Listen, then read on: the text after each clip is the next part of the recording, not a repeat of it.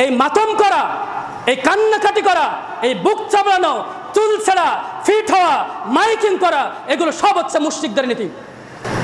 মৃত ব্যক্তির বাড়িতে আমরা যখন যাচ্ছি তখন আমরা দেখতে পাচ্ছি লাশকে কেন্দ্র করে, লাশ আছে খাটিয়ায় আর মহিলারা চতুর্দিকে ঘেরাও। মহিলারা কি আছে? চতুর্দিকে ঘেরাও। লাশ আছে, মহিলারা চতুর্দিকে ঘেরাও করে আছে। নিকটাত্মীয় যারা আছে তারা কান্নাকাটি করছে, হ্যাঁ, চুল ছিঁড়ছে, আষাঢ় বিচির খাচ্ছে, ফিট হচ্ছে না? এগুলো হচ্ছে আমাদের সমাজে।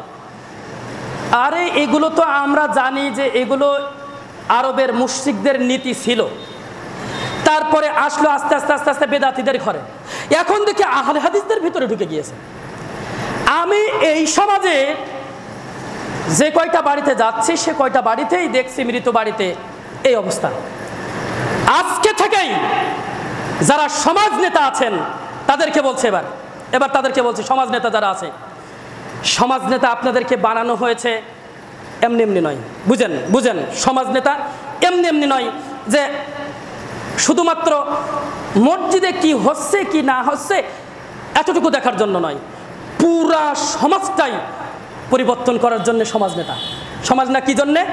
পুরো সমাজটাই। সমাজে যেটা হবে ইমামের সাথে নিয়ে, কার সাথে নিয়ে? সবাই বলেন, কার সাথে নিয়ে? সবাই কথা বলেন, ইমামের সাথে নিয়ে। ওই যে খারাপ কাজটা হচ্ছে ওটার বাধা প্রদান করতেই হবে, ওটা ওই সমাজ থেকে দূরীভূত করতেই হবে। এটা কি থাকবে? চেষ্টা থাকবে, তাই না? এটা কোনো বড় ইস্যু নাই। আমাদের সমাজে আমরা নিষেধ করলেই আর মহিলারা যাবে না, তাই না? কিন্তু যে সমস্ত সমাজে হর হামেশাই চলছে সেগুলো একেবারেই নিষেধ করতে হবে। দেখেন আল্লাহ রাসূল সাল্লাল্লাহু আলাইহি ওয়াসাল্লাম বলছেন, রিয়াদুস সালিহিন 1586 নম্বর হাদিসে আসছে, ইসনাতানি ফিন্নাস হুমা বিহিম কুফরুন, যে লোকদের মধ্যে এমন দুটি দোষ আছে, লোকদের মধ্যে এমন দুটি দোষ রয়েছে যা আসলে কাফেরদের আচরণ। দেখেন সরাসরি লোকদের ভিতরে এমন দুটি দোষ রয়েছে যা কাদের আচরণ?